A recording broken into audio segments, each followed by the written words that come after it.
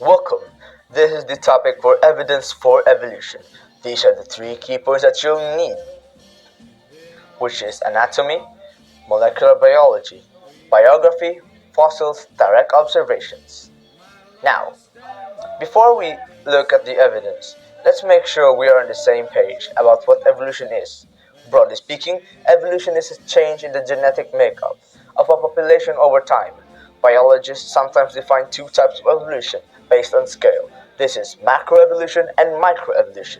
Macroevolution refers to large-scale changes that occur over extended time periods, such as the formation of new species and groups, while microevolution, which refers to small-scale changes that affect just one of the few genes and happen in populations over shorter time scales. These both evolutions aren't really different from each other. They're the same process, it is evolution, occurring on different timescales. Microevolutionary processes occur over thousands or millions of years that add up to large-scale changes that define new species or groups. If two or more species share a unique physical feature, such as a complex bone structure or a body plan, they may all have inherited this feature from a common ancestor. Physical features shared due to evolutionary history or a common ancestry are said to be homogeneous. Once again, homogeneous is a process where two or more species share a unique physical feature, such as complex bone structure or a body plan. To make things a little more interesting and complicated, not all physical features that look alike are marks of common ancestry. Instead, some physical similarities are analogous.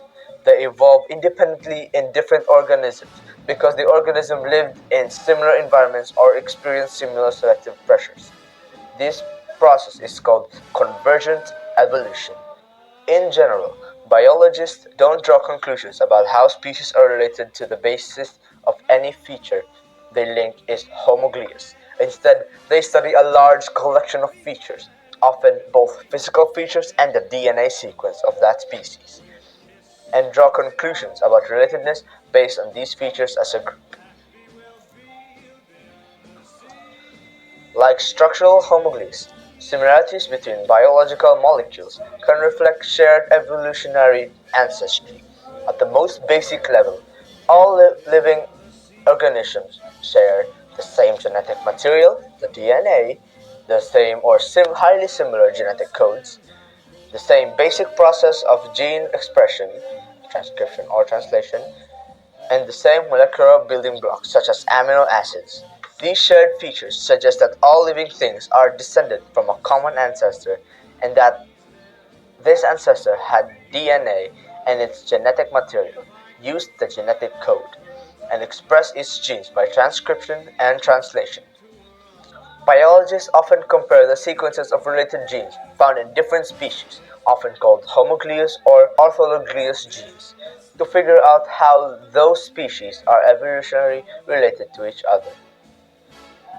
The geographic distribution of organisms on Earth follows patterns that are best explained by evolution, in combination with the movement of tectonic plates over geological time. For example, broad groupings of organisms that had already evolved before the breakup of the supercontinent Pangaea, which was about 200 million years ago, tend to be distributed worldwide.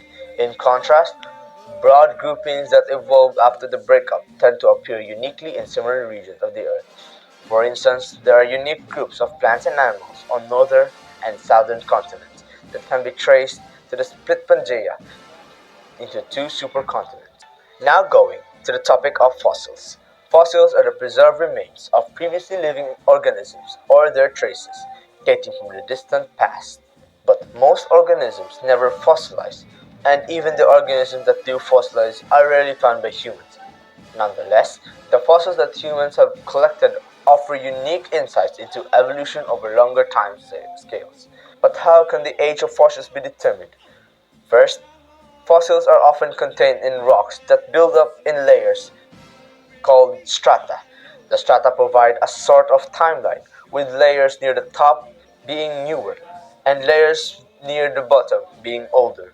Fossils found in different strata at the same site can be ordered by their positions and reference strata with unique features can be used to compare the ages of fossils across locations. In addition, scientists can roughly date fossils using radiometric dating, a process that measures the radioactive decay of certain elements. To end the topic with a summary, here are the summaries that support the evidences of theory of evolution.